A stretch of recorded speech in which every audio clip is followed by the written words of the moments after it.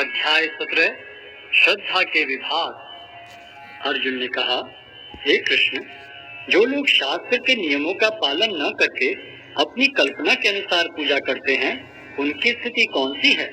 वे सतोगुणी हैं, रजोगुणी हैं या तमोगुणी?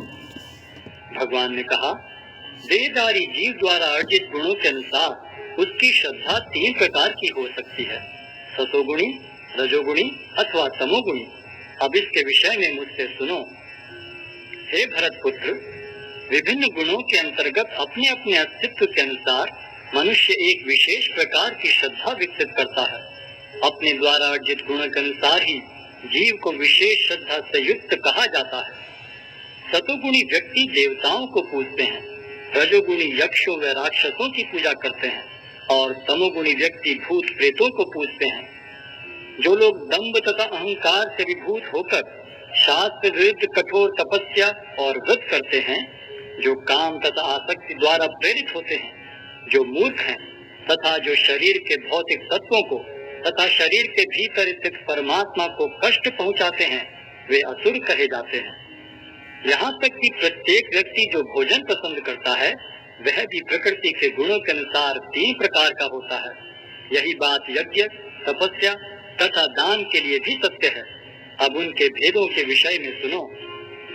जो भोजन सात्विक व्यक्तियों को प्रिय होता है, वह आयु बढ़ाने वाला, जीवन को शुद्ध करने वाला तथा बल, स्वास्थ्य, सुख तथा तृप्ति प्रदान करने वाला होता है। अत्यधिक तिक्त, खट्टे, नमकीन, गरम, चटपटे, शुष्क तथा जलन उत्पन्न करने वाले भोजन रजोगुणी व्यक्तियों को प्रिय होते हैं।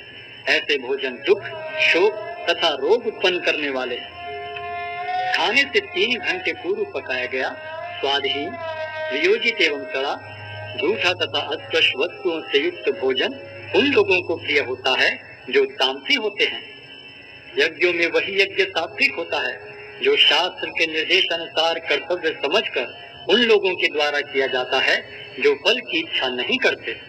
लेकिन हे भरतश्रेष्ठ, जो यज्ञ किसी भौतिक लाभ के लिए या गर्ववश किया जाता है, उसे तुम राजसी जानो। जो यज्ञ शास्त्र के निर्देशों की अवहेलना करके प्रसाद वितरण किए बिना, वैदिक मंत्रों का उच्चारण किए बिना, पुरोहितों को दक्षिणा दिए बिना तथा श्रद्धा के बिना संपन्न किया जाता है, वह तामसी माना जाता है। परमेश्वर, ब्राह्मणों, गुरु, माता पिता जैसे गुरुजनों की पूजा करना तथा पवित्रता, सरलता, ब्रह्मचर्य और अहिंसा ही शारीरिक तपस्या है। सच्चे, ढाने वाले, हितकर तथा अन्यों को शुद्ध न करने वाले वाक्य बोलना और वैदिक साहित्य का नियमित पारायण करना, यही वाणी की तपस्या है। तथा संतोष, सरलता, गंभीरता, आत्मसंयम एवं जीवन की शुद्धि, ये मन की तपस्याएं हैं।